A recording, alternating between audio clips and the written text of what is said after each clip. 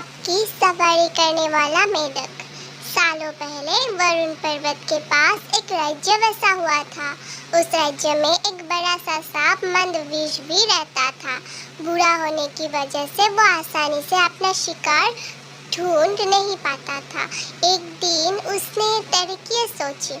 वो तुरंत मेढकों से भरे हुए एक तालाब के पास पहुंच गया।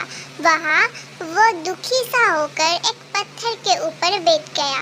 तभी पास के पत्थर पर बैठे एक मेढक ने उसे देखा। उस मेढक ने थोड़ी देर बाद सांप से पूछा, चाचा क्या बात है? आज आप खाने की तलाश नहीं कर रहे हैं, अपने लिए भोजन नहीं जुटाएंगे? इतना सुनते ही सांप ने रोने सी सूरत बनाकर मेढक को कहानी सुनाई। सांप ने कहा, मैं आज भोजन की तलाश में किसी मेढक के पीछे पीछे जा रहा था। अचानक से मेढक ब्राह्मणों के झुंड में जाकर छुप गया था और मेढक को भोजन बनाने के चक्कर में ने गलती से एक ब्राह्मण की बेटी को काट लिया, जिससे उसकी मौत हो गई। और इससे नाराज होकर ब्राह्मण ने मुझे श्राप दे दिया। उन्होंने मुझे श्राप देते हुए कहा कि तुझे अपना पेट भरने के लिए मेढकों की सवारी बनना पड़ेगा। इसी वजह से मैं इस तालाब के पास आया हूँ। ये बात सुनते ही वो मेढक तुरंत तालाब के अंदर गया और अपने राजा को सारी बातें बताई। राजा कहानी सुनकर हैरान हुआ और पहले तो उसे बिल्कुल ही यकीन नहीं हुआ, लेकिन कुछ देर सोच विचार करने के बाद मेढकों का राजा जलपाक तालाब से बाहर निकलकर एकदम कूदते हुए सांप के फैन पर जाकर बैठ गया। राजा को ऐसा करते हुए देखकर अन्य मेढकों ने भी ऐसा ही किया।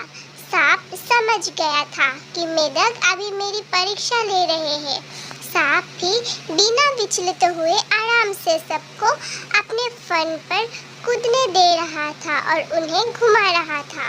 इसके बाद मेढकों के राजा ने कहा, जितना मजा मुझे सांप की सवारी करके आया, उतना मुझे आज तक किसी की सवारी करके नहीं आया। मेढकों का भरोसा जीतने के बाद अब धीरे धीरे सांप रोज मेढकों की सवारी बनने लगा। कुछ दिन बाद चतुर सांप ने अपने चलने की गति थोड़ी धीमी कर दी। यह देखकर मेढकों के राजा जलपाक ने पूछा, हे सर्प, तुम्हारी चाल इतनी धीमी क्यों हो गई है? इसके जवाब में सांप ने कहा, एक तो मैं बूढ़ा हूँ और ब्राह्मण के श्राप की वजह से बहुत दिनों से भूखा ही हूँ। इसी वजह से मेरी गति कम गई हो। इतना सुनते ही राजा ने, तुम छोटे छोटे मेढकों को खा लो। ये सुनकर मन ही मन सांप बहुत प्रसन्न हुआ। उसने कहा, राजन, मुझे ब्राह्मण का श्राप है, मैं मेढक नहीं खा सकती हूँ, लेकिन अगर आप कहते हो तो मैं खा लेती हूँ।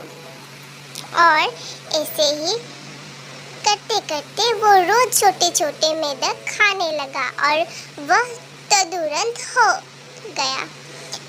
अब सांप को रोज बिना किसी मेहनत के खाना मिल रहा था। सांप काफी प्रसन्न था। मेढक सांप की चाल अब तक नहीं समझ पाए थे। मेढक के राजा को भी सांप की इस साजिश की भयानक नहीं लगी। ऐसा होते होते एक दिन सांप ने मेढक के राजा जलपाक को भी खा लिया और तालाब में रहने वाले सारे मेढकों को वंश की नाश कर दी। किसी भी शत्रु की बात का जल्दी से भरोसा नहीं करना चाहिए। इससे खुद की और अपने लोगों की हानि होना निश्चित होता है और ये हानि कोई नहीं रोक सकती। और रोज ऐसा वीडियो पाने के लिए वीडियो को लाइक करें और चैनल को सब्सक्राइब करना ना भूलें।